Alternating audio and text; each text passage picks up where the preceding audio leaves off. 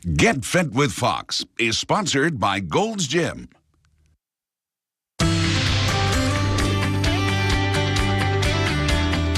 Before you work out, you're going to need a full body warm-up to get you started. Fitness expert Ryan Brewer from Gold's Gym is joining us with tips on dynamic stretching. Good morning. Good morning. How are you doing? I'm good. All right, so when we say dynamic stretching, what does that mean? So there are two types of stretching. There's static, when you hold the body part for 20 seconds or more, and then there's dynamic. So research shows that dynamic, which is basically just doing movements to warm up the muscles, is more beneficial before a workout. It contributes to better performance, less injury, and just overall, better health of the body and the muscles. So when do you do the static So you can do that. Then? I would recommend after an aerobic warm-up. So maybe 5 minutes on the treadmill, like walking or running or something, and then going right into dynamic stretching. All right, let's see. So I'm going to do some on the mat right now. First, I'm going to do some yoga, actually. Right. So this is the vinyasa flow, basically. So starting at that plank position, coming down to chaturanga, coming up to upper dog, and then downward dog. Now, what did you just stretch out doing that? So you're just stretching out your core mainly.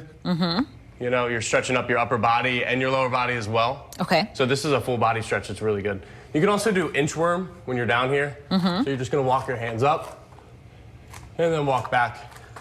So it's pretty much the same body parts. You're stretching out your whole body. Okay. Right. So walking your hands back and then forward. And for a stretch, then how long do you do those movements, or how many times? I would say, a good 5 to 10 minutes of dynamic stretching is really good. And then you can do frog walks when you're just taking your leg and coming in, stretching out the hip. So just back and forth. And this whole time, breathing is going to be really essential.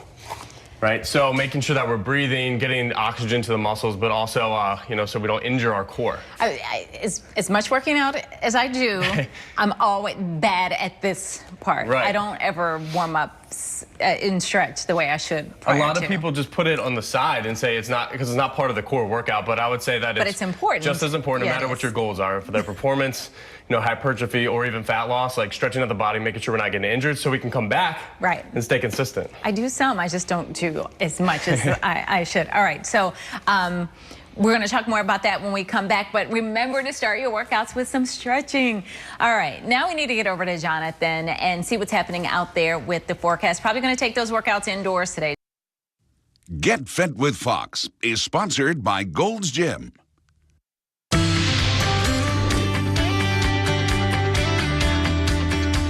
We are back with fitness expert Ryan Brewer from Gold's Gym, and we are talking about dynamic stretches to get you warmed up for your workout. Now, when we were talking to you last, we were talking about dynamic stretches, the reason why you do them, and then doing them down on the floor. Doesn't necessarily have to be on the floor. You've got some you can do standing and moving. Of course, yes. And just to kind of reiterate, there are two types of stretches: static, which is holding it in place, and the dynamic, which is going to be moving. So research does show that dynamic stretches are a lot better because you get to warm up, your body, the muscles, the circulation, and just get mentally prepared for the exercise as well. So, but you say some people do the dynamic stretches and then move into the static stretch where you're just holding it and then go into your workout. You can do that too. I would recommend doing the static after the workout. Because it's proven that there are more injuries if you just do static stretching. So if you do a dynamic warm-up and then do your workout and then static stretch at the end, that's probably the most beneficial way to do it. All right, so let's see some more of the dynamic. So some of the things you can do standing, right? For the lower body, you can do some leg kicks. So just kick it out, right? Kick it out in front, and then try to reach with your arms if you're flexible enough. You can do some torso twists, some spinal twists. Get your arms out too. So this will work on, of course, your core and then the upper body. You could do some arm circles, right? You can start small, do them bigger.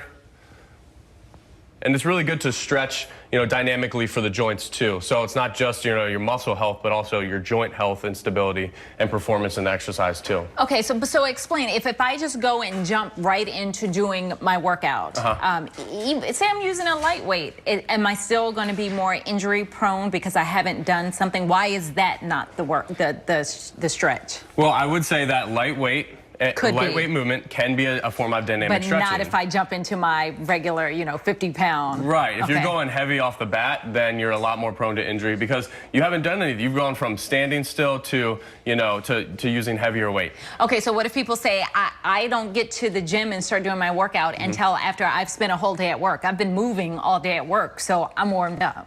I would say that it's a different type of exhaustion, right? Because exhaustion doesn't equal results. So you can Okay. be moving around all day, but even though you're moving around, are you using your biceps that much? Right, have you Are you using your triceps that much? Okay. So it's those specific muscle groups that you're not using that I would say, you definitely want to focus on that for at least 5 minutes before a workout. That's why you want to listen to the experts. Thank you so much, Ryan. Appreciate it. Thanks for your time.